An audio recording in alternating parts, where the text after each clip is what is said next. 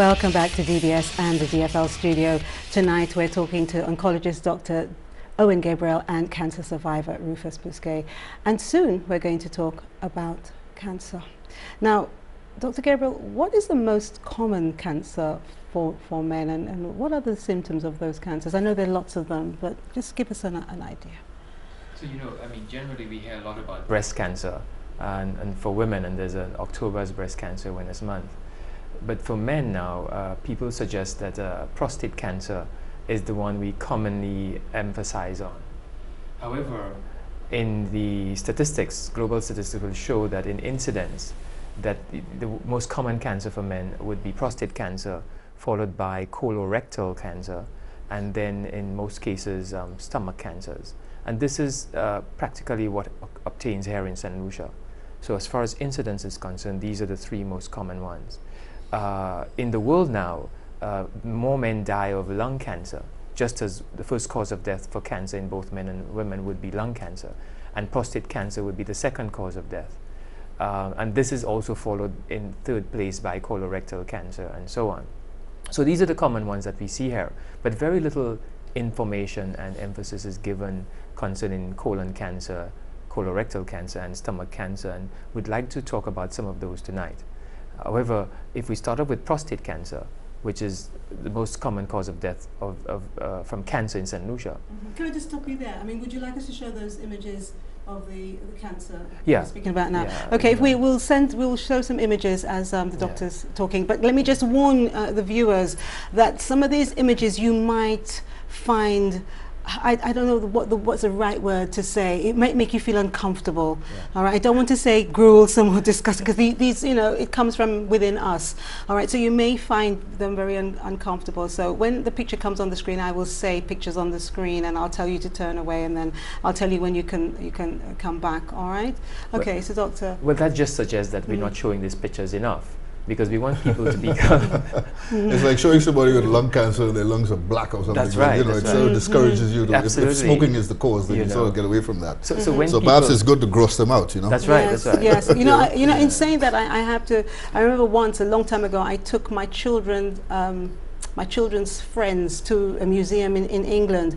It was a famous exhibition that was going around the world about the effects of lung cancer, and most of the boys, they were about maybe 18, 19, and they were smokers, and I took them there because I wanted to show them how bad cancer was to the internal organs, and they went there and stopped smoking. When you see the state the state of a lung. Yes. So as I was saying, we're just waiting for those pictures to come up, but let's continue the conversation in regards to it. Okay, we have our first picture here. So this one isn't too bad, people, but if you don't want to, this one is something you should watch. Okay, so doctor, this picture. Annually in the US, prostate cancer affects close to 200,000 men, and probably about 30,000 will die every year from prostate cancer. Saint Lucia has, these numbers are not so many, but the prostate certainly is a gland that men have, which is located in the pelvis just below the bladder.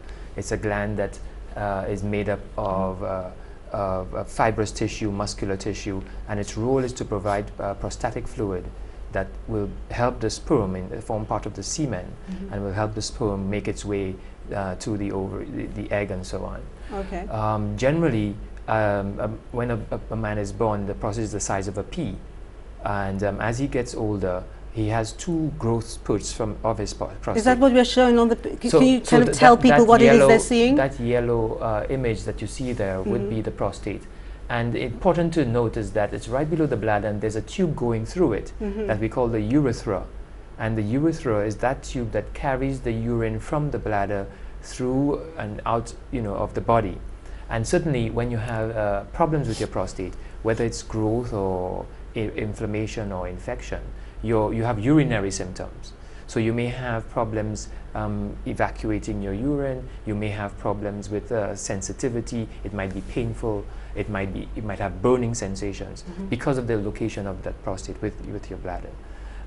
So generally, all of these things mean that if you have a problem with your prostate, and there are several things that can happen to a man, not just cancer of the prostate.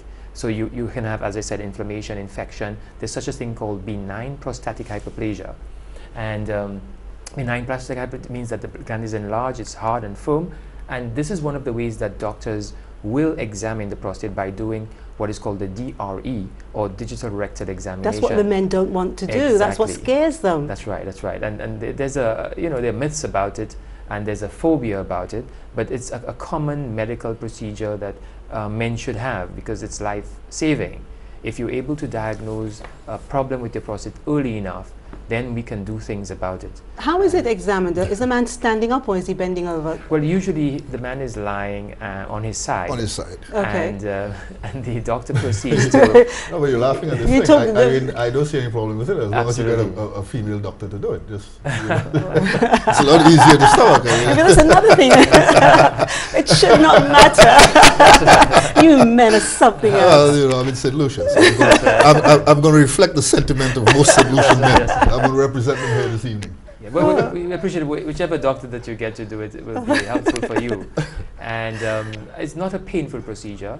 It's a very, you know, smooth process.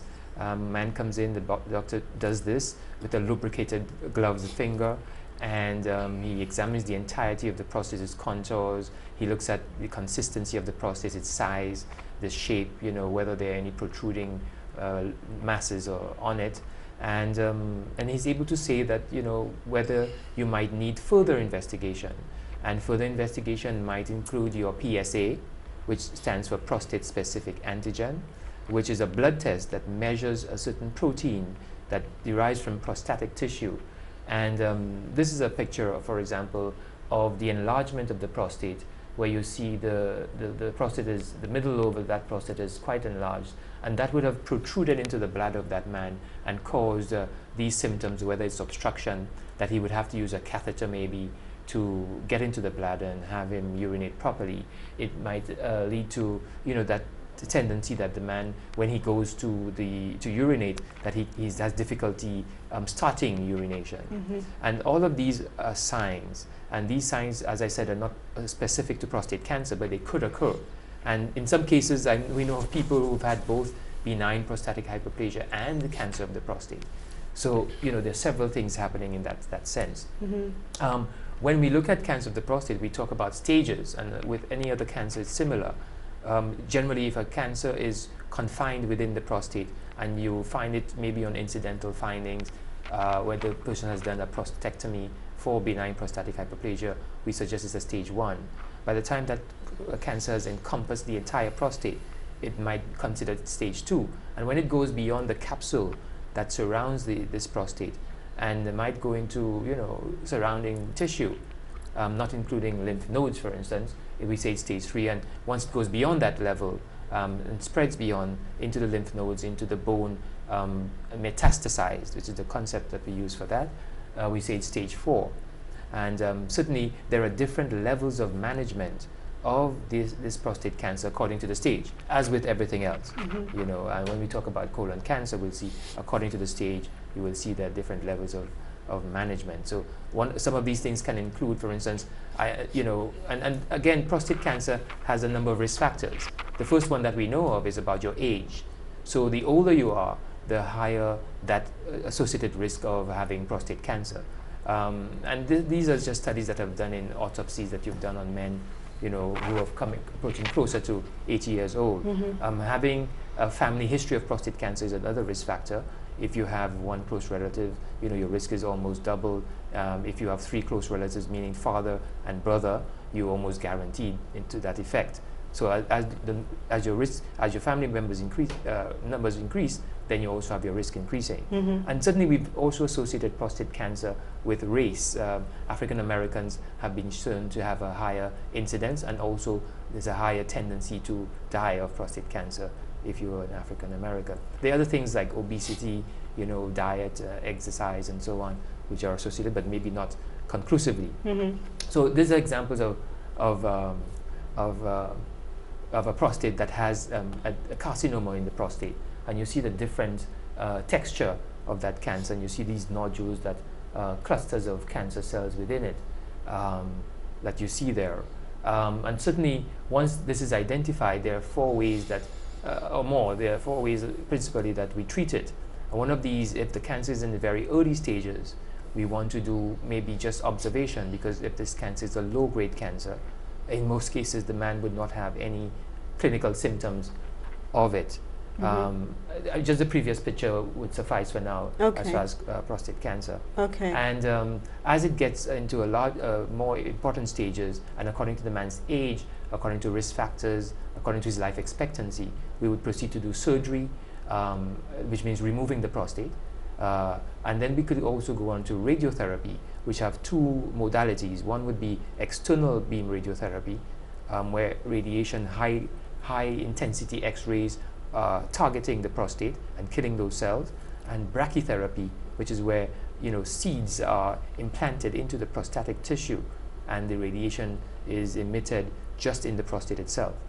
Beyond that, you may have hormone therapy, where both tablets or injections are administered to neutralize the impact of testosterone. But if you have the prostate removed, that renders you impotent. Would that be correct? Okay, so generally, traditionally, if you had the prostate removed, there would be damage to the nerves, and there are two nerve bundles that surround the prostate.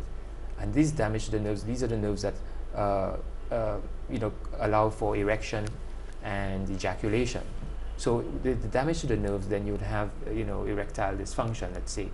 And certainly there are interventions now that are specific enough and precise enough to prevent nerve damage, and that's called nerve sparing surgery, where you reduce the impact of that surgery on the man's ability for sexual viability, let's say. I need to go to the break, and I want to say to our viewers, we've shown you the pictures and the doctor's gone through all of this so that you understand exactly what it looks like and what some of the remedies perhaps are. But when we come back, of course, we're going to be talking about some of the symptoms, because you really need to know, what it feels like or what it is you need to be looking out for, all right? And that's what makes this so important tonight. And when we come back, we'll also talk to Rufus about the cancer he has and how he felt about it and what he's doing about it right now.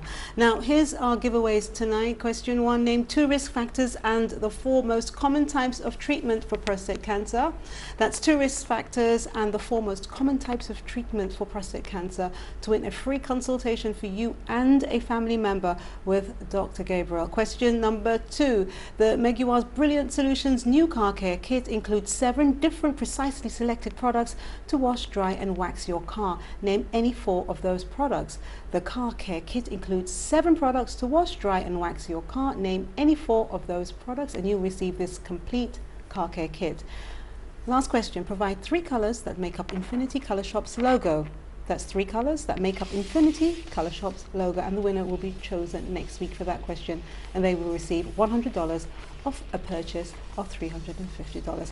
When we return, as I said, you know what we're going to do, and then later on we will talk about alternative herbal remedies for cancer. This is DBS and Dolor Factor Live. See you soon.